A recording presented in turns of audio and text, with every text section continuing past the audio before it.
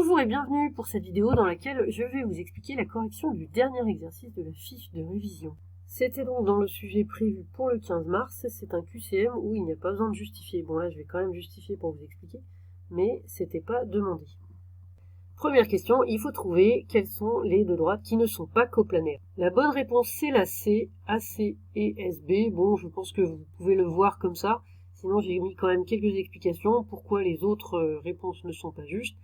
DK et SD, si vous regardez, c'est la même droite, donc évidemment c'est la même coplanaire. Petit b, donc c'est AS et IC.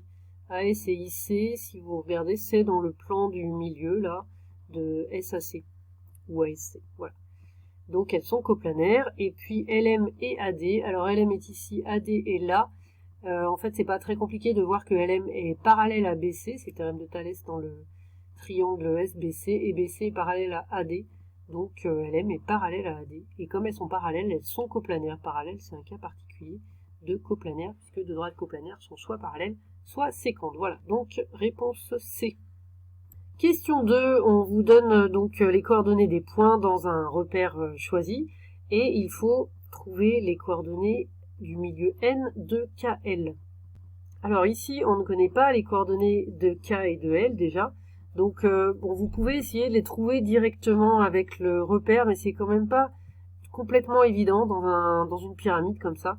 Donc je vous conseille plutôt d'utiliser les formules. Donc je vous ai rappelé ici les formules des coordonnées d'un milieu. Donc on ajoute les deux coordonnées des deux points et on divise par deux. On fait ça pour X, pour Y, pour Z. Voilà. Donc là déjà K et L ce sont des milieux, donc on fait une première fois cette formule. Donc K, j'ai pas mis tout le détail, mais c'est quand même assez simple. D et S, ils sont là, DS. Donc 0 plus 0 sur 2, ça fait 0. Ensuite, moins 1 plus 0 sur 2, ça fait moins 1 demi.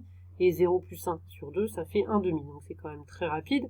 Ensuite, le milieu de SC, donc même chose. S, il est là, C, il est là. 0 plus 1 sur 2, ça fait 1 demi. 0 plus 0 sur 2, ça fait 0. Et 1 plus 0 sur 2, 1 demi. Donc on trouve les coordonnées de K et de L avec cette formule, et on va recommencer la formule pour avoir les coordonnées du milieu de KL.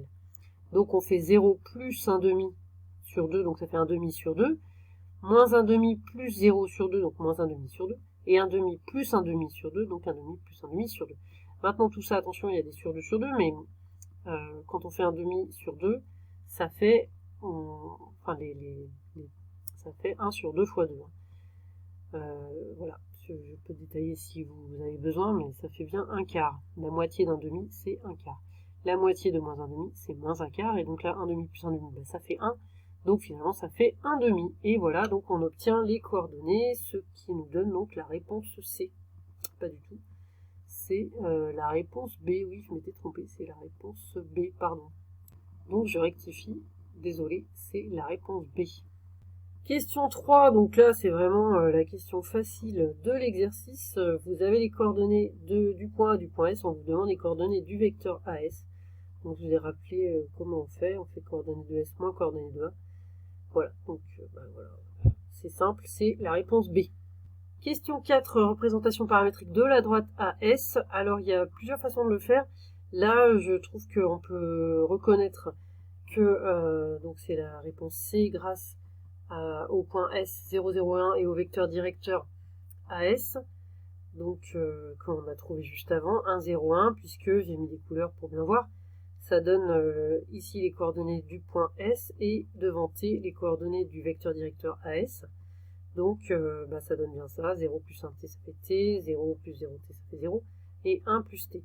Autre façon, sinon, vous pouvez vérifier que les points A et S vérifient les équations, c'est-à-dire les systèmes. C'est-à-dire qu'il existe que quand on remplace x, y, z par les coordonnées de A, on trouve 2 fois le même t, et que quand on remplace par les coordonnées de S, on trouve bien aussi 2 fois le même t. Voilà, mais là je pense que c'est quand même assez visible.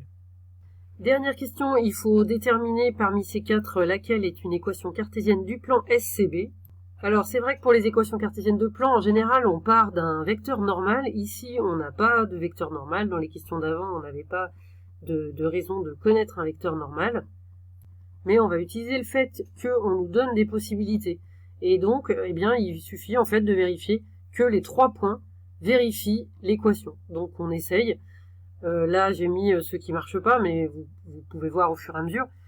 Voir que, donc il faut, pour la première, il faut vérifier avec B, C et S que l'équation fonctionne. Eh bien, ça ne marche pas, parce que ça ne marche pas pour C. Si vous faites 0 plus 0 moins 1, ça ne fait pas 0. Pour petit b, eh bien, ça marche pour les 3, donc c'est bon. Vous pouvez d'ailleurs vous arrêter là. Si vous voyez que B marche pour les 3 points, c'est que c'est bon, c'est que c'est la bonne. J'ai quand même mis, voilà, le petit c, le point C ne vérifie pas le petit c, puisque 1 moins 0 plus 0, ça fait 1, ça fait pas 0.